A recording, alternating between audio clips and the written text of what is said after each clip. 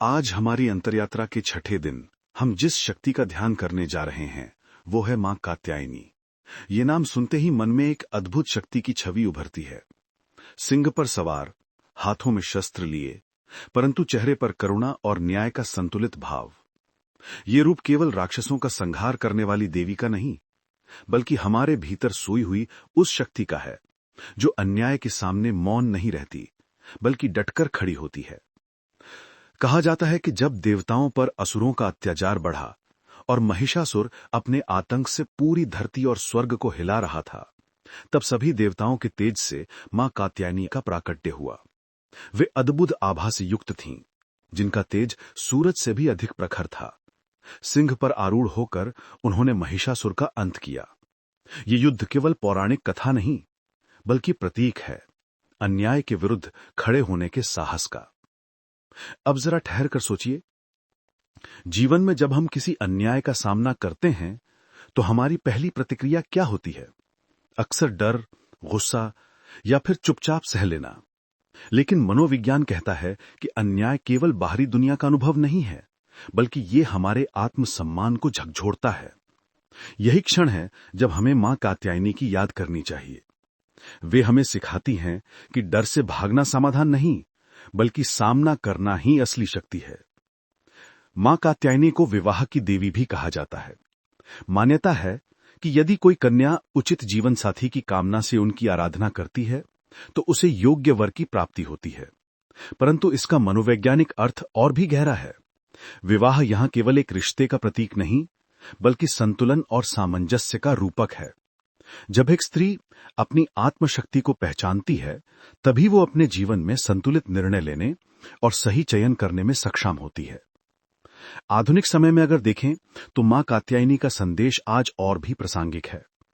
Office में कोई boss आपको बार बार नीचा दिखाए, रिश्तों में कोई आपके आत्मसम्मान को ठेस पहुंचाए, या समाज की रूढ़ियां आपके रास्ते में बाधा बने, ऐसे में अक्सर लोग मौन रह जाते हैं।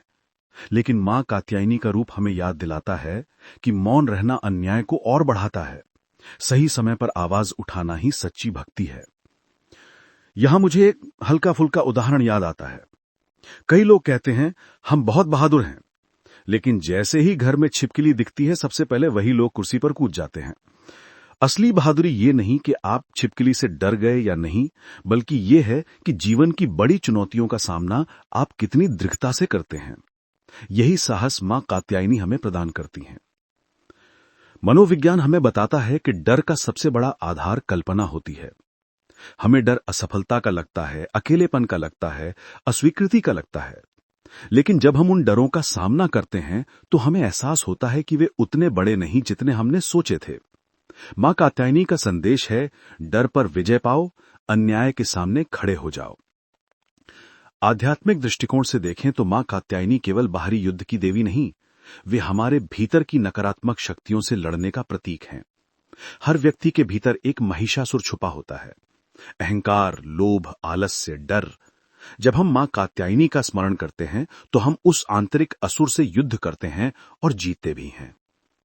जरा कल्पना कीजिए, अगर मां कात्यायनी ने महिषासुर से युद्ध न किया होता तो क्या होता?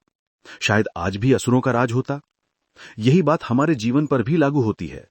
अगर हम अपने डर और अन्याय का सामना न करें तो वो हमेशा हमारे जीवन पर राज करता रहेगा। लेकिन जैसे मां कात्यायनी ने असुर का अंत किया, वैसे ही हम भी अपने भीतर की नकारात्मकता का अंत कर सकते हैं। आज का निष्कर्ष यही है, साहस ही मुक्ति है। जब अन्याय हो तो मौन मत रहिए, जब डर हो तो उससे भागिए मत, और जब चुनौती हो तो उसका सामना कीजिए। यही मां कात्यायनी की पूजा का असली अर्थ है। मित्रों, इस अंतर्यात्रा के छठे दिन हमने जाना कि मां कात्यायनी केवल एक देवी नहीं, बल्कि साहस, न्याय और आत्मसम्मान का स्वरूप है। लेकिन अब सवाल यह है कि क्या हम सच में अपने भीतर की इस शक्ति को जगाते हैं, या फिर डर और समाज के दबाव में चुप रह जाते हैं? अगर आप भी इस शक्ति को जगाना चाहते हैं तो हमारी यात्रा में जुड़े रहिए। आने वाले दिनों में हम और भी गहन रहस्यों और शिक्षाओं को आपके सामने लाएंगे, जो आपके जीवन की दिशा बदल सकते हैं। अंतर यात्रा को सब्सक्राइब कीजिए ताकि आप अगले अध्याय मां कालरात्रि की अद्भुत शक्ति को मिस ना करें।